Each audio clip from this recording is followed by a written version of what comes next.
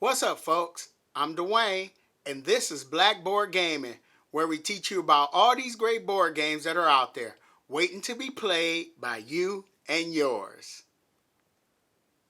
I'm a simple man, don't wanna complicate you. Hey, everybody. So, Gen Con 2024 was this past weekend. And unfortunately, Alicia and I opted out of taking our one-day trip. Like I say, it's only Indianapolis, 4 hours away. And if it was up to me, we would have made that trip.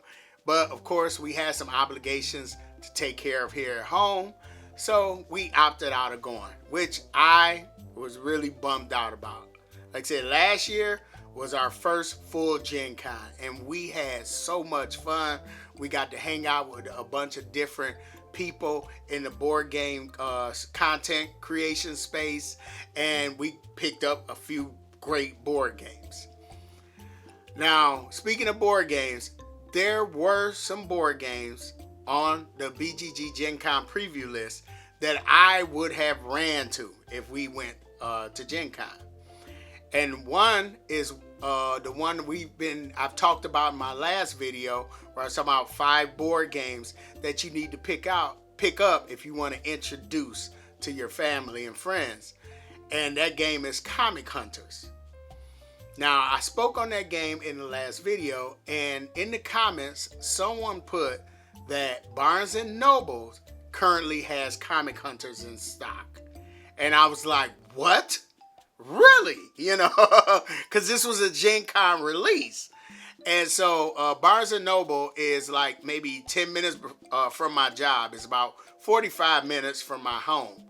And so when I got off work the next day, I made a beeline to Barnes & Noble, and I found a copy of Comic Hunters. And we are so excited. I called Alicia. Hey, I got it. She was excited because, like I said, we really enjoyed that game.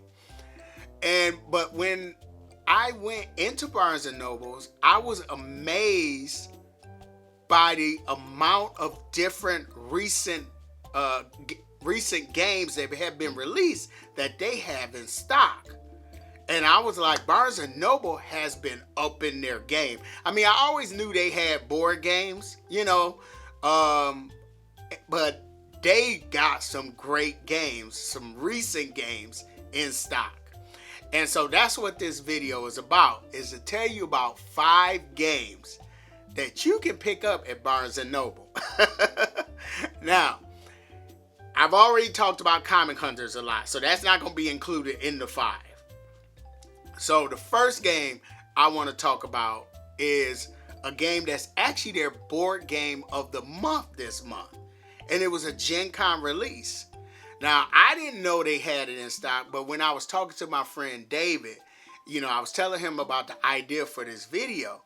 And he pointed out to me that this game, the game is called Gnome Hollow, is currently in stock at Barnes & Noble. And this is one of the hot games on the Gen Con preview list over on Board Game Geek.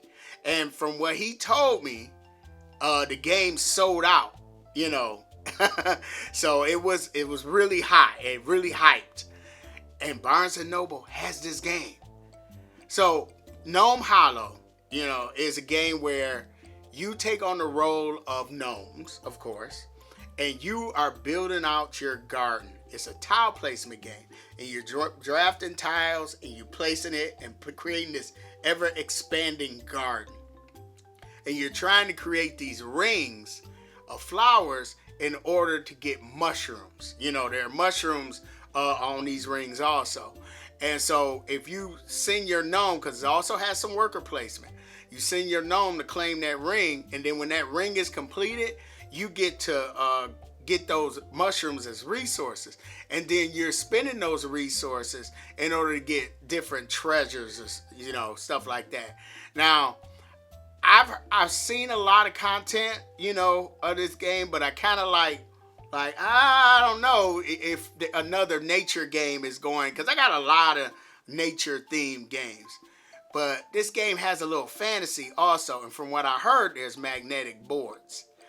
And I do love the watercolor art that of the little gnomes and the mushrooms, all the pieces and stuff. So it was a game that I really wanted to play, and I do want, and I'm gonna get a chance to play it. And they have this game at Barnes and Noble, so I wanted to point that out. So the next game I want to talk about is another game that just came out in 2024, and we got this game at Origins for review. And we recently played this game a couple of times, and this game is called Charcuterie. And Charcuterie is a I pick, you choose game where we're trying to make our own individual charcuterie boards. And you got crackers, you got salami, you got different sauces like hummus or like some pate or whatever, and you're trying to place it on these boards. And then there's these cards that give you different scoring opportunities. Like if you just make a totally vegan, a vegetarian charcuterie board, you get a certain number of points, or you get points for meats that are different in a set. You're trying to put them in different little sets on your board. And we played it, and we played it at 2 players. So I'm really excited to play this at more players because I think it will really shine at that player count. But we each had a lot of fun making our own charcuterie boards. And they have it at Barnes and Noble. So that's charcuterie. Now the next game I want to talk about is a game that actually came out last year, but it just won the Dice Tower Award for the best welcoming game. And that game is called Wandering Towers. Now, I love Wandering. I picked up Wandering Towers at Origins last year. And I played it after a 6-player game, and I fell in love with it. And so in Wandering Towers, we have these wizards, and we're moving around this circular board trying to get them into the keep. And you have a hand of cards, and these cards allow you to either move your wizards around the board, or you get to move these different towers that are on the board. And so there are 2 objectives you're trying to achieve in order to win. One, you have to get all your wizards into the keep. And 2, you trying to fill up all your potions. You getting a certain number of potions, and they're given to you empty. And the way you fill these potions up is when you move these towers, you cover up other people's wizards, And that what means you're stealing their magic and you're filling up these potions.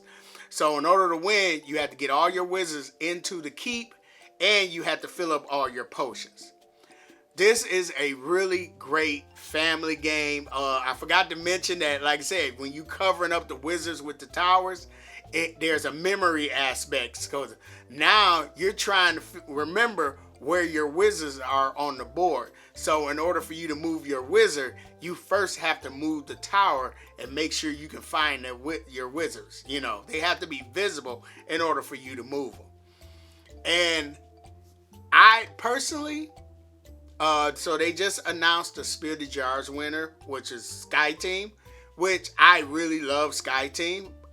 And the other nominees was In the Footsteps of Darwin, and then there was Captain Flip. I think Wandering Towers should have been nominated, and that would have been my favorite to win the Spiel des Jahres, because I definitely think it fits that category. And they have it at Barnes & Noble. So I definitely, if you want to find a great family game, Wandering Towers is a great one. Now, speaking of the Dice Tower Awards, their favorite party game of last year was won by Blob Party, and Blob Party is at Barnes & Noble. And so Blob Party is a cooperative game where people are trying to, there's some Play-Doh in the game, and everybody gets a piece of this Play-Doh toy toy eye. And what you're trying to do, you're going to stick the eye into your little piece of Play-Doh.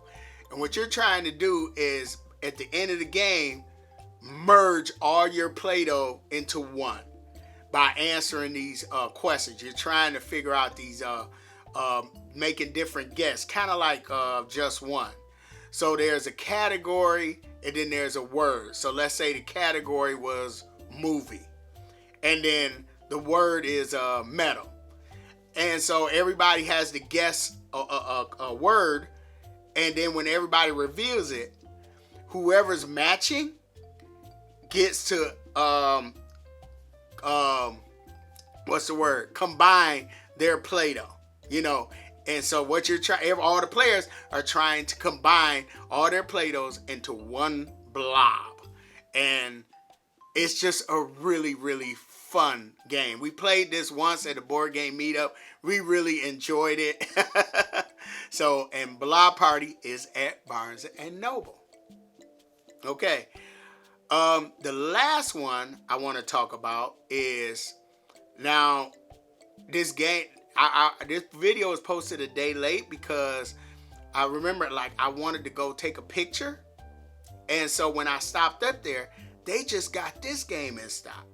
And this game is called Neco Gima. I hope I'm saying that right. And Neco Gima is a dexterity game where you're trying to do these light poles. And you're trying to create electrical lines on each of the poles. And then there's cats hanging out. Now, Neco Gima stands for, I guess, Island of Cats, I want to say. And so it's a dexterity game where you're trying to build up this network of electrical lines and also hang cats on them. Now, I was interested in this, first of all, the theme, because, you know, I love my Asian theme game, even though this is abstract. And I love the look of it. Now, in our collection, I think we have 2 dexterity games. One is Mega City Oceania, which I love, and the other one, Kabuto Sumo. Up till now, I did not remember the name of that game. You know, I was just going to say the wrestling game with insects, but it just popped in my head. And Kabuto Sumo is a really fun game. So, Neco Gima, they have it at Barnes & Noble. So, that's 5 games. Now, the thing is, if it was up to me, I personally would rather go to my local board game store, you know, because I love frequenting my local board game store because I get to talk about board games with the people that know about the board games. Maybe I get to teach a board game or get taught a board game, or I learn about new board games that's coming out. But the thing is, not everybody knows where the local board game store. As much as I try to point people in that direction. But everybody knows a Barnes & Noble or a Target or a Walmart. And they are up in their game in getting these new modern board games into their stores, you know. So, am I plugging Barnes & Noble? No, I'm plugging playing board games. Getting board games to the table, socializing with your family, interacting with your family, just having fun. And if it takes going to a Barnes & Noble to pick up these games, so be it. As long as the game gets in people's hands. And like I said, I was excited when I saw all these board games in Barnes & Noble, you know. So, but anyway, there you have it. Sometimes, as much as I want to go to Gen Con, sometimes I don't have to go because these board games are out and I know where to find them. So, if you like the contents of this video, feel free to hit the like button, subscribe, follow us on Facebook, Instagram, and Twitter. And I'm Dwayne. This has been Blackboard Gaming, and I will see you next time.